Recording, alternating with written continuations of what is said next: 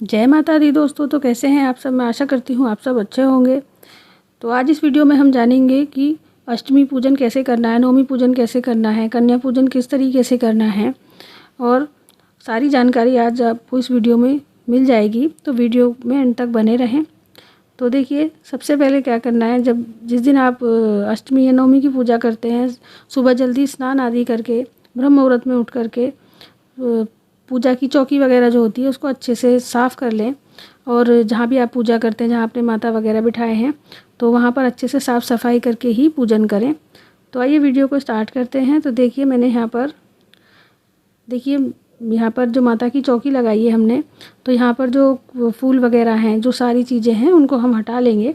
तो प्रसाद वगैरह तो हम यहाँ पर नहीं छोड़ते हैं, तो क्योंकि प्रसाद वगैरह खुला नहीं छोड़ते। प्रसाद जो भी हम चढ़ाते हैं तो उसको हम घर में ही बांट देते हैं। तो देखिए, सबसे पहले मैं यहाँ से ये फूल वगैरह हटा लेती हूँ। बाकी दिया वगैरह इन सब चीज़ों को हमें हिलाना नहीं होता है यहाँ से। और ये जो हमने जवारे बोए हैं इनको भी नहीं हिलाना होता है हमें यहाँ से। और देखिए, एक साफ़ कपड़े से गीला कर, तो जो हमने माता रानी का टीका किया है और गणेश भगवान का टीका किया है, सबको साफ़ कर लेंगे अच्छे से। और उसके बाद हम टीका करेंगे, उनको जल का छींटा देते हुए स्नान का भाव करा लेंगे। अब देखिए, वापस से गणेश जी को टीका करेंगे। तो देखिए, यहाँ पर आप वस्त्र स्वरूप उनको कलावा भी चढ़ा सकते हैं। तो मैंने चढ़ाया हुआ है कलावा यहाँ पर उनको, तो दोबारा नहीं चढ़ा रही हूँ मैं यहाँ पर। तो माता को भी मैंने चुनरी उड़ाई हुई है और श्रृंगार का सामान भी मैंने यहाँ पर समर्पित किया हुआ है। तो देखिए, अब जो जवारे हमने बोए हैं उनको हम जल से सींच देंगे। तो इनमें थोड़ा थोड़ा ही पानी हमें डालना होता है डेली, बहुत सारा पानी नहीं डालना होता, नहीं तो ये सिकुड़ जाते हैं पूरे और ख़राब हो जाते हैं। तो देखिए, उनमें भी मैंने अच्छे से जल से पानी सींच दिया है, जल सींच दिया है अच्छे से। तो देखिए, मैंने यहाँ पर श्रृंगार का सामान जो पहले दिन ही चढ़ा दिया था। और देखिए, आप लास्ट वाले दिन भी श्रृंगार का सामान 5-7 की संख्या में, 11 की 16 श्रृंगार भी आप माता रानी को चढ़ा सकते हैं। तो देखिए, सबसे पहले हम यहाँ पर फूल चढ़ा देंगे। जो आप डेली पूजा करते हैं वो इस तरीके से ही करनी होती है हमें माता रानी की 9 दिनों तक। तो जो भोग प्रसाद है उसको आप पहले हटा लें। जिस दिन जैसे हमने अभी पूजा की, तो जो भोग चढ़ाएंगे हम, तो उसको घर के सदस्यों में बांट देते हैं। बाकी यहाँ पर इतनी ही सामग्री रहती है जितनी कि अभी चौकी पे आपको दिख रही है। तो इतनी ही सामग्री हमें यहाँ पर डेली रखनी होती है। और देखिए, हमने सब जगह यहाँ पर फूल चढ़ा दिए हैं। और जो भी फूल आपको मिल जाएं, गेंदे वगैरह के फूल, नवरात्रों में तो काफ़ी फूल मिल जाते हैं। तो देखिए, मैंने यहाँ पर फूल चढ़ा दिए हैं। और जो हमने जवारे बोए हैं वहाँ पर भी हमने फूल रख दिए हैं। और जो दिया है हम उसका भी पूजन करेंगे, वहाँ भी मैंने फूल रख दिए हैं। तो देखिए, सब जगह फूल मैंने चढ़ा दिए हैं यहाँ पर। अब देखिए, जो भी भोग प्रसाद आप चढ़ाते हैं दिन में, आप माता को भोग प्रसाद चढ़ा सकते हैं। ज़्यादा कुछ नहीं तो आप बताशे का भोग तो ज़रूर लगाएं माता रानी को। दोपहर को या शाम को जब भी आप भोग चढ़ाते हैं उनको, तो ज़रूर भोग चढ़ाएं। तो हमें डेली भोग चढ़ाना होता है। वैसे तो 9 दिनों तक अलग अलग भोग लगाए जाते हैं माता को। तो एक लौंग का जोड़ा रखकर आप बताशे का भोग लगा दें, फलों का भोग लगा दें माता रानी को। और कहीं कहीं पर लास्ट में फलों का भोग लगाया जाता है और पहले दिन लगाया जाता है। कहीं कहीं पर 5 फल रख दिए जाते हैं और लास्ट वाले दिन वो हटाए जाते हैं। तो देखिए, मैंने यहाँ पर रख दिया। इसी टाइम पर आप आरती कर सकते हैं। तो डेली हमें ऐसे पूजा करनी होती है। अब देखिए, हम यहाँ पर कन्या पूजन कर रहे हैं, तो हमें उसके लिए क्या क्या करना है। तो देखिए, यहाँ पर मैंने चने और हलवा पूरी और पानी और थोड़े से सूखे ड्राई फ्रूट यहाँ पर मैंने रख लिए हैं, सूखे मेवे रख लिए मैंने यहाँ पर। तो यही सारी चीज़ हम भोग में माता रानी को समर्पित करेंगे। आप कुछ और भी ऐड करना चाहते हैं इसमें, जो भी आप चढ़ाते हैं माता रानी को, वो भी ऐड कर सकते हैं। तो ये सारी चीज़ें मैंने यहाँ पर रख ली हैं। तो देखिए, दक्षिणा आप पहले दिन भी चढ़ा सकते हैं और लास्ट वाले दिन भी आप दक्षिणा चढ़ा सकते हैं। तो मैंने यहाँ पर दक्षिणा रख दी है। तो देखिए, अब हम यहाँ पर हवन करेंगे, क्योंकि माता रानी का पूजन करने के बाद ही कन्या पूजन करना होता है। तो देखिए, मैंने यहाँ पर भोग प्रसाद रख दिया है। अब देखिए, हम माता रानी को एक पान समर्पित कर देंगे। तो देखिए, डेली हमें पान समर्पित करना होता है। कहीं कहीं पर पहले दिन समर्पित करते हैं, लास्ट वाले दिन कर देते हैं और डेली नहीं करते हैं। तो देखिए, कहीं कहीं पर पंचमी को, सप्तमी को, अलग अलग क्षेत्रों के हिसाब से अलग अलग तरीके से पूजा होती है सब जगह। तो देखिए, हमने यहाँ पर ये उपले को सिलगा लिया है। तो देखिए, यहाँ पर हम छोटा सा हवन करेंगे। अगर आपने सादा तरीके से माता को बिठाया तो आप कपूर से भी ये हवन कर सकते हैं। तो देखिए, हम इस पर थोड़ा सा घी डाल देंगे और अपना हवन प्रज्वलित कर लेंगे। तो देखिए सबसे पहले हमें इसमें 5 घी की आहुतियाँ देनी होती हैं। देखिए मैंने यहाँ पर 5 घी की आहुतियाँ लगा देंगे हम यहाँ पर, और 5 हम सामग्री की आहुतियाँ लगा देंगे। तो देखिए मैंने यहाँ पर 5 घी की आहुतियाँ दी हैं और 5 सामग्री की आहुतियाँ दी हैं।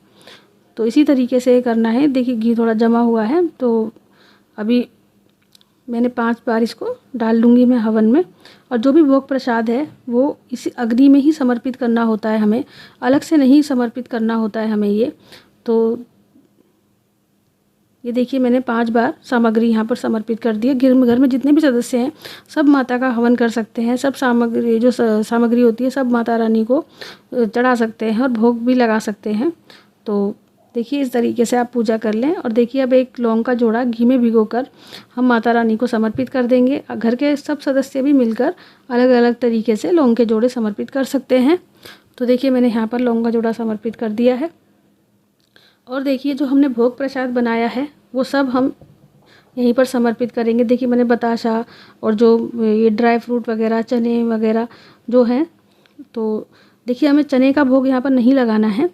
तो देखिए मैंने सिर्फ ड्राई फ्रूट और बताशे और हलवा पूरी का भोग लगाया है। चने का भोग मैंने यहाँ पर नहीं लगाया है, क्योंकि नमक वाला जो भोग होता है वो अग्नि में नहीं डाला जाता है। मीठा भोग ही सिर्फ अग्नि में हमें डालना होता है। तो देखिए मैंने यहाँ पर मीठे का ही भोग लगाया है और चने का भोग मैंने यहाँ पर नहीं लगाया है।